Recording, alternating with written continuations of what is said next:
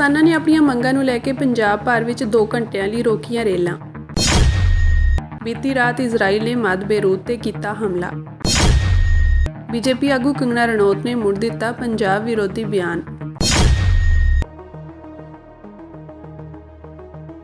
ਕਿਸਾਨਾਂ ਵੱਲੋਂ ਆਪਣੀਆਂ ਮੰਗਾਂ ਨੂੰ ਲੈ ਕੇ ਪੰਜਾਬ ਭਰ ਵਿੱਚ ਰੇਲ ਰੋਕਣ ਦਾ ਐਲਾਨ ਕੀਤਾ ਗਿਆ ਸੀ। ਇਸ ਨੂੰ ਲੈ ਕੇ ਹੀ ਪੰਜਾਬ ਵਿੱਚ ਅੱਜ ਵੱਖ-ਵੱਖ ਥਾਵਾਂ ਉੱਤੇ ਰੇਲਾਂ ਰੋਕੀਆਂ ਗਈਆਂ। ਮਿਲੀ ਜਾਣਕਾਰੀ ਅਨੁਸਾਰ ਫਿਰੋਜ਼ਪੁਰ ਕੈਂਟ ਦੇ ਰੇਲਵੇ ਸਟੇਸ਼ਨ ਉੱਤੇ ਕਿਸਾਨਾਂ ਨੇ ਵੱਡੀ ਗਿਣਤੀ ਵਿੱਚ ਧਰਨਾ ਦੇਣਾ ਸ਼ੁਰੂ ਕਰ ਦਿੱਤਾ। ਫਿਰੋਜ਼ਪੁਰ ਕੈਂਟ ਦੇ ਰੇਲਵੇ ਸਟੇਸ਼ਨ ਉੱਤੇ ਵੱਡੀ ਗਿਣਤੀ ਵਿੱਚ ਪਹੁੰਚੇ ਕਿਸਾਨਾਂ ਨੇ ਰੇਲਾਂ ਰੋਕੀਆਂ। ਫਿਰੋਜ਼ਪੁਰ ਛਾਉਣੀ ਰੇਲਵੇ ਸਟੇਸ਼ਨ ਤੇ ਕਿਸਾਨਾਂ ਦੀ ਹੜਤਾਲ 12:30 ਤੋਂ 2:30 ਵਜੇ ਤੱਕ ਰਹੀ ਅਤੇ ਰੇਲਵੇ ਟਰੈਕ ਤੇ ਜਾਮ ਲਗਾ ਦਿੱਤਾ। ਕਿਸਾਨਾਂ ਦੀ ਐਮਐਸਪੀ ਤੇ ਕਾਨੂੰਨੀ ਗਰੰਟੀ ਸਣੇ 12 ਹੋਰਨਾਂ ਹੱਕੀ ਮੰਗਾਂ ਨੂੰ ਵੀ ਕੇਂਦਰ ਸਰਕਾਰ ਨੇ ਪੂਰੀ ਤਰ੍ਹਾਂ ਨਜ਼ਰਅੰਦਾਜ਼ ਕਰ ਦਿੱਤਾ ਹੈ। ਮਿਲੀ ਜਾਣਕਾਰੀ ਮੁਤਾਬਕ ਇਹ ਪ੍ਰਦਰਸ਼ਨ ਸੰਯੁਕਤ ਕਿਸਾਨ ਮੋਰਚਾ ਅਤੇ ਕਿਸਾਨ ਮਜ਼ਦੂਰ ਸੰਗਠਨ ਦੇ ਬੈਨਰ ਹੇਠ ਕੀਤਾ ਗਿਆ। ਅਜਿਹੇ ਵਿੱਚ ਟ੍ਰੇਨਾਂ ਵਿੱਚ ਸਫ਼ਰ ਕਰਨ ਵਾਲੇ ਲੋਕਾਂ ਨੂੰ ਪਰੇਸ਼ਾਨੀਆਂ ਦਾ ਸਾਹਮਣਾ ਕਰਨਾ ਪਿਆ। ਹੜਤਾਲ ਦੌਰਾਨ ਚੰਡੀਗੜ੍ਹ, ਅੰਬਾਲਾ, ਅੰਮ੍ਰਿਤਸਰ ਅਤੇ ਜੰਮੂ ਮਾਰਗ ਪ੍ਰਭਾਵਿਤ ਰਹੇ। ਇਸ ਸੰਬੰਧੀ ਫਿਰੋਜ਼ਪੁਰ ਡਿਵੀਜ਼ਨ ਅਤੇ ਅੰਬਾਲਾ ਡਿਵੀਜ਼ਨ ਨੇ 2 ਘੰਟੇ ਦੇ ਬੰਦ ਕਾਰਨ ਰੇਲ ਗੱਡੀਆਂ ਨੂੰ ਰੱਦ ਕਰਨ ਅਤੇ ਸ਼ਾਰਟ ਟਰਮੀਨੇਟ ਕੀਤੇ ਜਾਣ ਦਾ ਐਲਾਨ ਕਰ ਦਿੱਤਾ। ਕਿਸਾਨਾਂ ਨੇ ਸ਼ੰਭੂ ਬਾਰਡਰ ਤੇ ਰੇਲ ਰੋਕੋ ਪ੍ਰਦਰਸ਼ਨ ਵੀ ਕੀਤਾ। ਇਸ ਅੰਦੋਲਨ ਰਾਹੀਂ ਉਹ ਉੱਤਰ ਪ੍ਰਦੇਸ਼ ਦੇ ਲਖੀਮਪੁਰ ਖੀਰੀ ਵਿੱਚ ਹੋਏ ਕਿਸਾਨਾਂ ਦੇ ਕਤਲ ਦੇ ਮਾਮਲੇ ਵਿੱਚ ਇਨਸਾਫ, ਫਸਲਾਂ ਦੇ ਘੱਟੋ-ਘੱਟ ਸਮਰਥਨ ਮੁੱਲ, ਕਾਨੂੰਨੀ ਗਰੰਟੀ, ਕਿਸਾਨ ਮਜ਼ਦੂਰਾਂ ਦਾ ਕਰਜ਼ਾ ਮੁਆਫ਼ ਵਰਗੀਆਂ ਮੁੱਖ ਮੰਗਾਂ ਸਰਕਾਰ ਤੋਂ ਕਰ ਰਹੇ ਹਨ। ਕਿਸਾਨਾਂ ਦਾ ਕਹਿਣਾ ਹੈ ਕਿ ਉਹਨਾਂ ਦੀਆਂ ਮੰਗਾਂ ਬਿਲਕੁਲ ਜਾਇਜ਼ ਹਨ।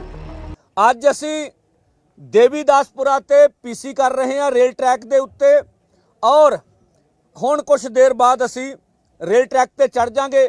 ਸਾਡਾ ਦੇਸ਼ ਵਿਆਪੀ ਰੇਲ ਰੋਕੋ ਅੰਦੋਲਨ ਆ ਔਰ ਇਹ ਰੇਲ ਰੋਕੋ ਅੰਦੋਲਨ ਜਿਹੜਾ ਵਾ ਇੱਕ ਤਾਂ ਲਖੀਮਪੁਰ ਖੀਰੀ ਦਾ ਇਨਸਾਫ ਲੈਣ ਵਾਸਤੇ ਵੀ ਲਖੀਮਪੁਰ ਖੀਰੀ ਦੇ ਵਿੱਚ ਜਿਵੇਂ ਕਿਸਾਨਾਂ ਤੇ ਗੱਡੀਆਂ ਚੜਾਈਆਂ ਗਈਆਂ, ਜਿਵੇਂ ਗੱਡੀਆਂ ਚੜਾ ਕੇ 4 ਕਿਸਾਨ ਸ਼ਹੀਦ ਕੀਤੇ ਗਏ, ਇੱਕ ਪੱਤਰਕਾਰ ਜਿਹੜਾ ਵਾ ਉਹ ਸ਼ਹੀਦ ਕੀਤਾ ਗਿਆ। ਅਜੇ ਤੱਕ ਉਹਦਾ ਇਨਸਾਫ ਸਾਨੂੰ ਨਹੀਂ ਦਿੱਤਾ ਗਿਆ। ਦੋਸ਼ੀਆਂ ਨੂੰ ਜ਼ਮਾਨਤਾਂ ਦੇ ਦਿੱਤੀਆਂ ਗਈਆਂ ਔਰ ਉਹ ਦੋਸ਼ੀ ਜਿਹੜੇ ਅਜੇ ਮਿਸ਼ਰੇ ਟਹਿਣੀ ਦਾ ਮੁੰਡਾ ਬਾਹਰ ਆ, ਉਹਨਾਂ ਦਾ ਭਰਾ ਬਾਹਰ ਆ ਤੇ ਬਾਕੀ ਦੋਸ਼ੀਆਂ ਨੂੰ ਵੀ ਜ਼ਮਾਨਤਾਂ ਦਿੱਤੀਆਂ ਜਾਣ ਦੀ ਤਿਆਰੀ ਕੀਤੀ ਜਾ ਰਹੀ ਆ। ਇਹਦੇ ਨਾਲ ਜਿਹੜਾ 13 ਫਰਵਰੀ ਤੋਂ ਸਾਡਾ ਅੰਦੋਲਨ ਚੱਲ ਰਿਹਾ, ਜਿਹਦੇ ਵਿੱਚ ਬਾਰਡਰਾਂ ਤੇ ਸਾਨੂੰ ਰੋਕਿਆ ਗਿਆ, ਦਿੱਲੀ ਨਹੀਂ ਜਾਣ ਦਿੱਤਾ ਗਿਆ। ਸਾਡੇ 433 ਕਿਸਾਨ ਜ਼ਖਮੀ ਹੋਏ ਤੇ 70,000 ਅਰਧ ਸੈਨਿਕ ਫੋਰਸ ਲਾ ਦਿੱਤੀ ਗਈ ਹਰਿਆਣੇ ਦੇ ਵਿੱਚ। ਇਹ ਤੋਂ ਗਾਹਾਂ ਜਿਹੜੀਆਂ ਸਾਡੀਆਂ ਮੰਗਾਂ ਸੀ, ਐਮਐਸਪੀ, ਲੀਗਲ ਗਰੰਟੀ ਕਾਨੂੰਨ, ਕਿਸਾਨਾਂ ਮਜ਼ਦੂਰਾਂ ਦੀ ਕਰਜ਼ਾ ਮਾਫੀ, ਨਰੇਗਾ, ਫਸਲੀ ਬੀਮਾ ਯੋਜਨਾ ਆਦਿ ਮੰਗਾਂ ਮੰਗੀਆਂ ਨਹੀਂ ਗਈਆਂ। ਇਹ ਉਹ ਮੰਗਾਂ ਨੇ 2014 ਤੋਂ ਬਾਅਦ ਜਦੋਂ ਪ੍ਰਧਾਨ ਮੰਤਰੀ ਜੀ ਕੰਜ਼ਿਊਮਰ ਅਫੇਅਰ ਕਮੇਟੀ ਦੇ ਚੇਅਰਪਰਸਨ ਸੀ, ਉਹਨਾਂ ਦਾ ਆਪ ਦਾ ਬਿਆਨ ਆ ਵੀ ਕਿਸਾਨਾਂ ਨੂੰ ਐਮਐਸਪੀ, ਲੀਗਲ ਗਰੰਟੀ ਕਾਨੂੰਨ ਦਿੱਤਿਆਂ ਤੋਂ ਬਗੈਰ ਕੰਮ ਨਹੀਂ ਚੱਲਣਾ।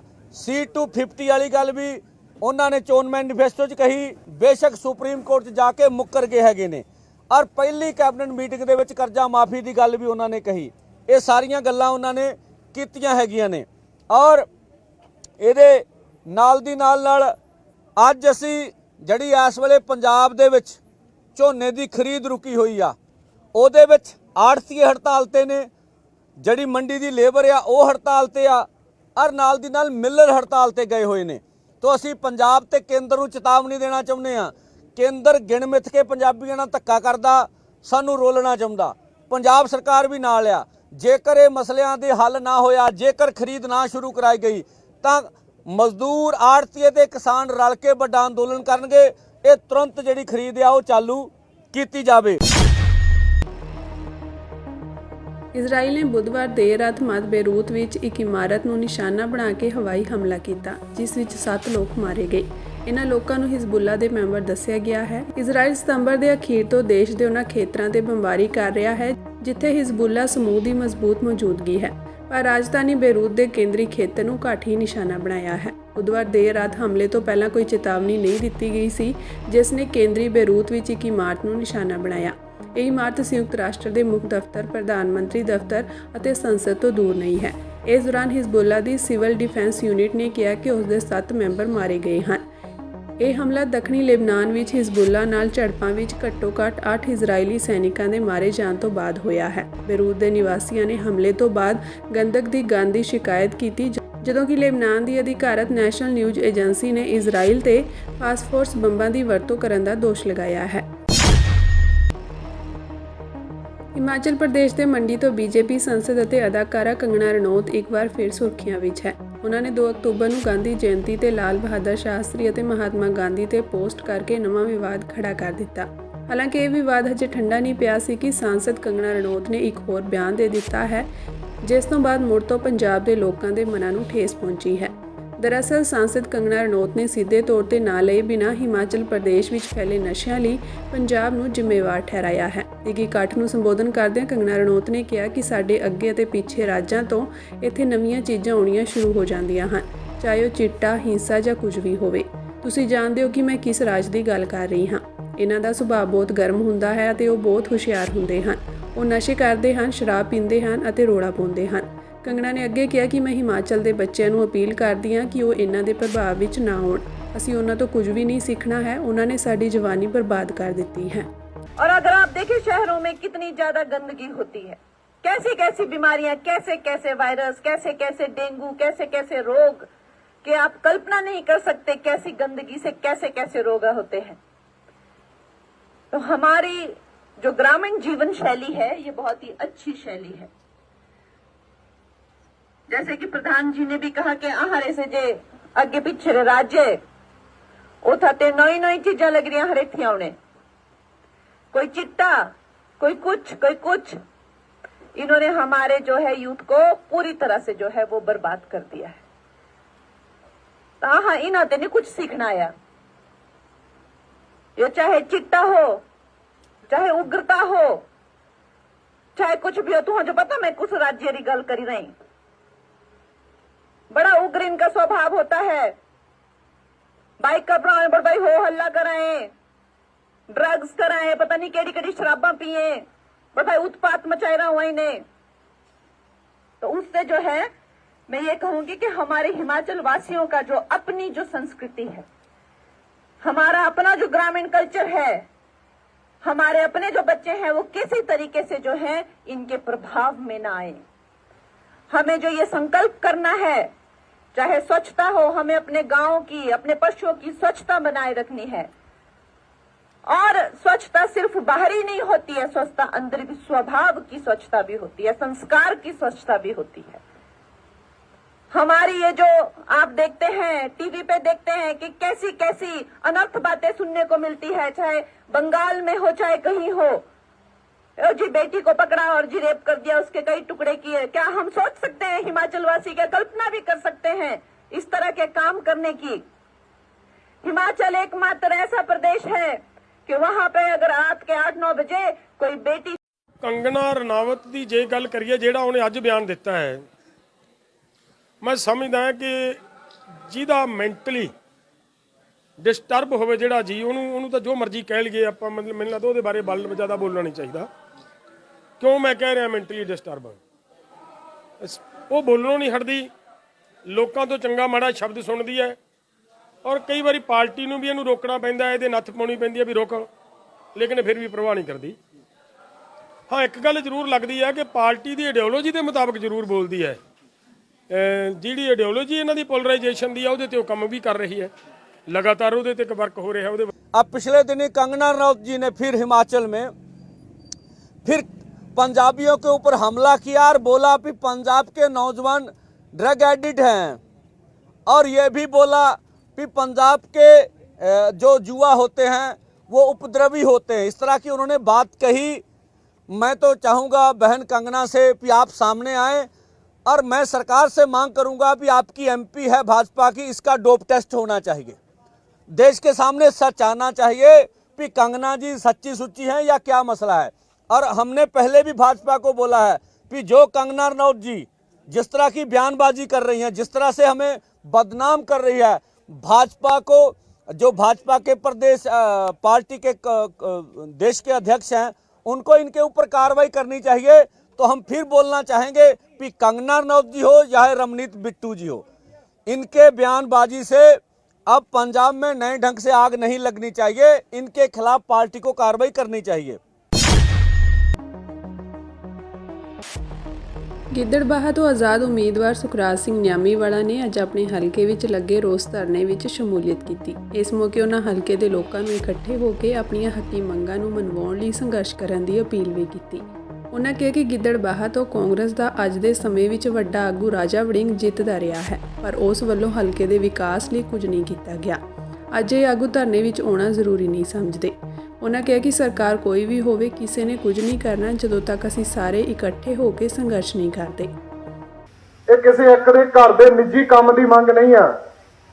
ਸੋ ਇਹਨੂੰ ਪੜ੍ਹ ਕੇ ਤਾਂ ਇਹ ਲੱਗਦਾ ਕਿ ਆਪਾਂ ਕਿੰਨੇ ਭੋਲੇ ਭਾਲੇ ਆ। ਹਜੇ ਤਾਂ ਇਹਨਾਂ ਨੇ ਮੰਗਾਂ ਹੀ ਇਹ ਰੱਖੀਆਂ ਜਿਹੜੀਆਂ ਸਾਰੇ ਪਿੰਡ ਦੀਆਂ ਨੇ, ਜਿਹੜੀਆਂ ਬੇਸਿਕ ਨੇ, ਜਿਹੜੀਆਂ ਲੋਕਾਂ ਦੇ ਘਰਾਂ 'ਚ ਪਾਣੀ ਪੀਣ ਵਾਲਾ ਪਹੁੰਚਾਉਣ ਦੀ ਗੱਲ ਕਰਦੀਆਂ, ਲੋਕਾਂ ਦੀ ਸੁਵਿਧਾ ਦੀ ਗੱਲ ਕਰਦੀਆਂ।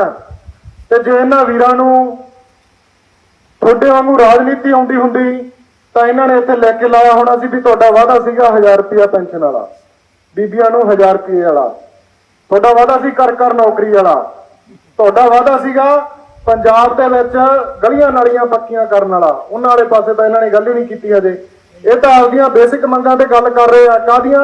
ਇੱਕ ਪਿੰਡ ਦੀਆਂ ਜਿਹੜੀਆਂ ਲੋੜਾਂ ਹੁੰਦੀਆਂ ਕਿ ਸਾਡੇ ਘਰਾਂ ਦੇ ਵਿੱਚ ਸਾਫ਼ ਸੁਥਰਾ ਪਾਣੀ ਜਾਣੀ ਚਾਹੀਦਾ, ਸਾਡੇ ਆਵਾਜਾਈ ਦੇ ਜਿਹੜੇ ਸਾਧਨ ਆ ਉਹ ਸਹੀ ਤਰੀਕੇ ਨਾਲ ਮੁਹੱਈਆ ਹੋਣੇ ਚਾਹੀਦੇ ਆ। ਕਹਿਣ ਤੋਂ ਭਾਵ ਕਿ ਤੁਹਾਡੇ ਜਿਹੜਾ ਗਿੱਦੜਬਾਹੇ ਨੂੰ ਦੋ ਪਾਸੇ ਵੰਡਿਆ ਹੋਇਆ ਵਿਚਾਲੇ ਰੇਲ ਦੀ ਲੀਹ ਨੇ, ਜਿਵੇਂ ਵੀਰ ਗੱਲ ਕਰ ਰਿਹਾ ਸੀ ਗਾਡਰ ਲਾਤਾ, ਜੇ ਇਹੀ ਗਾਡਰ ਥੋੜਾ ਉੱਚਾ ਕਰਕੇ ਲੱਗਿਆ ਹੁੰਦਾ ਮੈਨੂੰ ਲੱਗਦਾ ਲੰਘਣ ਵਾਲਾ ਰਸਤਾ ਬਣ ਜਾਂਦਾ। ਇਹ ਤਾਂ ਸਾਡੀਆਂ ਲੋੜਾਂ ਦੇ ਨਾਲ ਖੇਡਦੇ ਆ। ਸਰਕਾਰਾਂ ਸਾਨੂੰ ਵਰਤ ਕੇ ਆਪਣੇ ਕੰਮ ਕਰਦੀਆਂ। ਅੱਜ ਇਹਨਾਂ ਨੂੰ ਆਪਦੀ ਕੁਰਸੀ ਪਿਆਰੀ ਆ, ਕਿੱਡੀ ਵੱਡੀ ਤਰਾਸਦੀ ਆ। ਗਿੱਦੜਬਾਹੇ ਦੇ ਵਿੱਚ ਵੱਡੇ ਥੰਮ ਰਹੇ ਆ, ਸਿਆਸਤ ਗਿੱਦੜਬਾਹਾ ਸਿਰਜਦਾ। ਬਾਬਾ ਬੋੜ ਕਹਾਏ ਜਾਣ ਵਾਲੀ ਇੱਥੋਂ ਦੀ ਅਕਾਲੀ ਦਲ ਦੀ ਪਾਰਟੀ, ਇੱਥੋਂ ਦਾ 5 ਵਾਰ ਦਾ ਮੁੱਖ ਮੰਤਰੀ ਗਿੱਦੜਬਾਹੇ ਤੋਂ ਜ਼ਿਆਦਾ। ਗਿੱਦੜਬਾਹੇ ਦੀ ਡਿਵੈਲਪਮੈਂਟ ਤੁਹਾਡੇ ਸਾਹਮਣੇ ਆ, ਤੁਹਾਨੂੰ ਧਰਨਾ ਲਾਉਣਾ ਪੈ ਰਿਹਾ। ਦੂਜਾ, ਤਾਜ਼ਾ ਨੌਜਵਾਨ ਇੱਥੋਂ ਉੱਠ ਕੇ ਵੱਡੀ ਲੀਡਰੀ ਦਾ ਥੰਮ ਬਣਦਾ ਰਾਜਾ ਵੜਿੰਗ। ਅੱਜ ਕਾਂਗਰਸ ਦਾ ਮੁੱਖ ਮੰਤਰੀ ਦਾ ਦਾਅਵੇਦਾਰ ਅਖਵਾਉਂਦਾ, ਕੇਂਦਰੀ ਪ੍ਰਧਾਨ ਕਾਂਗਰਸ ਦਾ ਤੇ ਮੰਤਰੀ ਵੀ ਰਹਿ ਚੁੱਕਿਆ। ਪਰ ਗਿੱਦੜਬਾਹੇ ਦੇ ਲਈ ਕੀ ਕੀਤਾ? ਮੈਨੂੰ ਲੱਗਦਾ ਗਿੱਦੜਬਾਹੇ ਦੇ ਲੋਕ ਉਹ ਲੋਕ ਨੇ ਜਿਨ੍ਹਾਂ ਨੂੰ 1200 ਵੋਟ ਤੇ ਜਿਤਾਇਆ ਸੀ, ਜਿਹੜਾ ਹਾਰ ਮੰਨ ਕੇ ਘਰੇ ਚੱਲ ਗਿਆ ਸੀ ਤੇ ਤੁਸੀਂ ਆਵਾਜ਼ ਮਾਰ ਕੇ ਬੁਲਾਇਆ ਸੀ ਕਿ ਭਾਈ ਜਿੱਤ ਕੇ ਆ ਜਾ। ਤੇ ਅੱਜ ਤੁਹਾਡੇ ਵਿੱਚ ਆਉਣਾ ਠੀਕ ਨਹੀਂ ਸਮਝਦਾ। ਜਦੋਂ ਸਾਡੇ ਤੋਂ ਪੈਸੇ ਵਸੂਲ ਕਰਨੇ ਹੁੰਦੇ ਉਦੋਂ ਤਾਂ ਬੈਂਕਾਂ ਦੇ ਮੁਲਾਜ਼ਮ ਸਾਡੇ ਘਰਾਂ 'ਚ ਵਾੜ ਦਿੰਦੇ ਹੋ ਕਿ ਇਹਨਾਂ ਨੇ ਭਾਈ 10,000 ਦਾ ਲੋਨ ਲਿਆ ਤੇ ਉੱਥੇ 20,000 ਦੇ ਤੁਸੀਂ ਗੇੜੇ ਮਾਰ ਦਿੰਦੇ ਹੋ। ਸੋ ਸਾਡੀ ਜਦੋਂ ਤੁਸੀਂ ਸਾਨੂੰ ਬੇਇੱਜ਼ਤ ਕਰਨਾ ਹੁੰਦਾ ਉਦੋਂ ਤਾਂ ਬਾਹਰਲੇ ਅਫਸਰ ਲਿਆ ਕੇ ਤੁਸੀਂ ਘਰਾਂ 'ਚ ਵਾੜ ਦਿੰਦੇ ਹੋ, ਤੇ ਜਿੱਥੇ ਅਸੀਂ ਸੁਵਿਧਾ ਦੀ ਗੱਲ ਕਰਦੇ ਹਾਂ ਉੱਥੇ ਤੋਂ ਤੱਕ ਬੈਂਕ ਨਹੀਂ ਬਣਾਇਆ ਜਾਂਦਾ। ਸੋ ਉਹ ਵੀ ਇਸ ਏਰੀਏ ਦੇ ਵਿੱਚ ਜਿੱਥੋਂ ਦੇ ਫਾਈਨੈਂਸ ਮਿਨਿਸਟਰ ਰਹੇ ਹੋਣ, ਜਿੱਥੋਂ ਦੇ ਮੁੱਖ ਮੰਤਰੀ ਰਹੇ ਹੋਣ, ਜਿੱਥੋਂ ਦੇ ਮੈਨੂੰ ਲੱਗਦਾ ਰਾਜਾ ਵੜਿੰਗ ਰਿਹਾ ਸੀਗਾ ਟਰਾਂਸਪੋਰਟ ਮੰਤਰੀ, ਸੋ ਇੱਥੋਂ ਦੇ ਵੱਡੇ ਮੰਤਰੀ ਰਹੇ ਹੋਣ ਤੇ ਹੱਲ ਸਾਡੀਆਂ ਇਹ ਨਿੱਕੀਆਂ ਜਿਹੜੀਆਂ ਪ੍ਰੋਬਲਮਾਂ ਹੋਣਗੀਆਂ। ਹੁਣ ਹੋਰ ਕੀ ਮੰਗ ਕੀਤੀ ਆ ਕਿ ਭਾਈ ਚੋਰ ਚੱਕੇ ਵੱਧ ਗਏ ਆ, ਪਿੰਡ ਵਾਲਿਆਂ ਦਾ ਨੁਕਸਾਨ ਹੁੰਦਾ। ਜਦੋਂ ਨੂੰ ਉਹ ਰਾਬਟ ਲਿਖਾਉਣ ਥਾਣੇ ਜਾਂਦੇ ਉਦੋਂ ਨੂੰ ਫਾਟਕ ਲੱਗ ਜਾਂਦਾ ਹੈ ਤੇ ਚੌਂਕੀ ਤੇ ਇੱਥੇ ਪਿੰਡ 'ਚ ਬਣਾਈ ਜਾਵੇ। ਕਿੱਡੀ ਕੁ ਗੱਲ ਹੈ ਕਿ ਇੱਕ ਭੈ ਹੀ ਰਹੂਗਾ। ਇਹ ਤਾਂ ਨਹੀਂ ਅਸੀਂ ਕਹਿੰਦੇ ਕਿ ਇੱਥੇ ਚੋਰੀਆਂ ਬਾਹਲੀਆਂ ਹੋ ਰਹੀਆਂ ਜਾਂ ਇੱਥੋਂ ਦੇ ਨੌਜਵਾਨ ਕਰਦੇ ਆ, ਪਰ ਇੱਕ ਭੈ ਤਾਂ ਰਹੂਗਾ। ਆਪਦੀ ਦੁੱਖ ਤਕਲੀਫ ਦੱਸਣ ਲਈ ਇੱਕ ਤਾਂ ਪਹਿਲਾ ਬੰਦਾ ਘਬਰਾਇਆ ਹੁੰਦਾ, ਦੂਜਾ ਮੌਤ ਦੇ ਮੂੰਹ ਚੋਂ ਲੰਘ ਕੇ ਜਾਣਾ ਪੈਂਦਾ। ਸ਼੍ਰੋਮਣੀ ਅਕਾਲੀ ਦਲ ਅੰਮ੍ਰਿਤਸਰ ਪ੍ਰਧਾਨ ਅਤੇ ਸੰਗਰੂਰ ਤੋਂ ਸੰਸਦ ਮੈਂਬਰ ਸਰਦਾਰ ਸਿਮਰਨਜੀਤ ਸਿੰਘ ਮਾਨ ਦਾ ਸੌਦਾ ਸਾਧ ਦੀ ਪੈਰੋਲ ਤੇ ਬਿਆਨ ਆਇਆ ਹੈ। ਉਹਨਾਂ ਕਿਹਾ ਕਿ ਜਿਸ ਅਖੌਤੀ ਸਿਰਸੇ ਵਾਲੇ ਸਾਧ ਨੇ ਆਪਣੀ ਦੁਕਾਨਦਾਰੀ ਨੂੰਮਾ ਡੇਰੇ ਵਿੱਚ ਬੀਬੀਆਂ ਨਾਲ ਬਲਾਤਕਾਰ ਕੀਤੇ ਹੋਣ, ਆਪਣੇ ਮਨਭਾਵਨਾ ਭਰੇ ਮਕਸਦਾਂ ਤੇ ਸੱਚ ਨੂੰ ਛੁਪਾਉਣ ਲਈ ਡੇਰੇ ਵਿੱਚ ਆਪਣੇ ਨੇੜੇ ਦੇ ਸਾਥੀਆਂ ਅਤੇ ਵੱਡੀ ਗਿਣਤੀ ਵਿੱਚ ਬੀਬੀਆਂ ਨੂੰ ਜਾਨੋਂ ਮਾਰ ਕੇ ਉਹਨਾਂ ਦੇ ਸਰੀਰ ਮਿੱਟੀ ਵਿੱਚ ਦੱਬੇ ਹੋਣ, ਜੋ ਮਨੁੱਖਤਾ ਦਾ ਕਾਤਲ ਹੋਵੇ, ਧਰਮ ਦੇ ਨਾਮ ਉੱਤੇ ਜਿਸਨੇ ਇਨਸਾਨੀਅਤ ਨੂੰ ਸ਼ਰਮਸਾਰ ਕੀਤਾ ਹੋਵੇ, ਅਜਿਹੇ ਨਾਮੀ ਮੁਜਰਮ ਅਖੌਤੀ ਸਿਰਸੇ ਵਾਲੇ ਨੂੰ ਵਾਰ-ਵਾਰ ਜੇਲ੍ਹ ਤੋਂ ਛੁੱਟੀ ਦੇਣ ਦਾ ਅਮਲ ਸਮੁੱਚੇ ਇੰਡੀਆ ਦੇ ਨਿਜ਼ਾਮ ਤੇ ਸਮਾਜ ਲਈ ਬਹੁਤ ਹੀ ਗਲਤ ਸੰਦੇਸ਼ ਦਿੰਦਾ ਹੈ। ਪਰ ਦੁੱਖ ਅਤੇ ਅਫਸੋਸ ਹੈ ਕਿ ਅਜਿਹੇ ਵੱਡੇ ਮੁਜਰਮ ਅਖੌਤੀ ਸਾਧ ਨੂੰ ਹੁਕਮਰਾਨ ਛੁੱਟੀ ਦਿਵਾ ਕੇ ਚੋਣਾਂ ਸਮੇਂ ਆਪਣੇ ਸਿਆਸੀ ਫਾਇਦੇ ਲੈਣ ਦੀ ਤਾਕ ਵਿੱਚ ਹਨ। ਇਸ ਦੇ ਬਾਵਜੂਦ ਵੀ ਜੇਕਰ ਚੋਣ ਕਮਿਸ਼ਨ ਇਸ ਕਾਤਲ ਸਾਧ ਦੀ ਰਿਹਾਈ ਉੱਤੇ ਰੋਕ ਨਹੀਂ ਲਾਉਂਦਾ ਤਾਂ ਇਹ ਮੌਜੂਦਾ ਚੋਣ ਕਮਿਸ਼ਨ ਦੀ ਨਿਰਪੱਖਤਾ ਤੇ ਬਹੁਤ ਵੱਡਾ ਪ੍ਰਸ਼ਨ ਚਿੰਨ੍ਹ ਲਗਾਉਂਦਾ ਹੈ ਕਿ ਚੋਣ ਕਮਿਸ਼ਨ ਵੱਲੋਂ ਅਜਿਹੇ ਸਮੇਂ ਕੋਈ ਕਾਰਵਾਈ ਕਿਉਂ ਨਹੀਂ ਕੀਤੀ ਗਈ।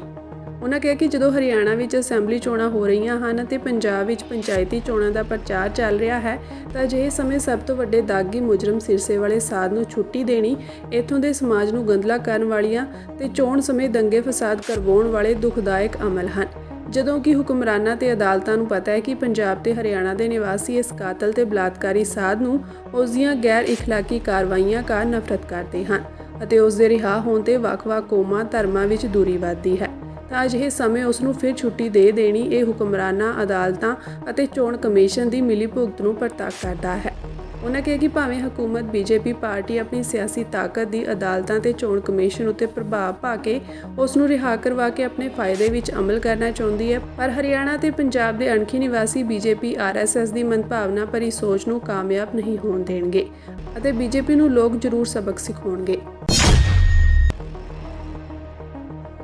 ਪੱਛਮੀ ਏਸ਼ੀਆ ਵਿੱਚ ਤਣਾਅ ਵਧਣ ਤੇ ਚਿੰਤਾ ਜ਼ਾਹਰ ਕਰਦਿਆਂ ਭਾਰਤ ਨੇ ਅੱਜ ਕਿਹਾ ਕਿ ਉਹ ਮੱਧ ਪੂਰਬੀ ਖਿੱਤੇ ਵਿੱਚ ਹਾਲਾਤ ਉੱਤੇ ਕਰੀਬੀ ਨਜ਼ਰ ਰੱਖ ਰਿਹਾ ਹੈ।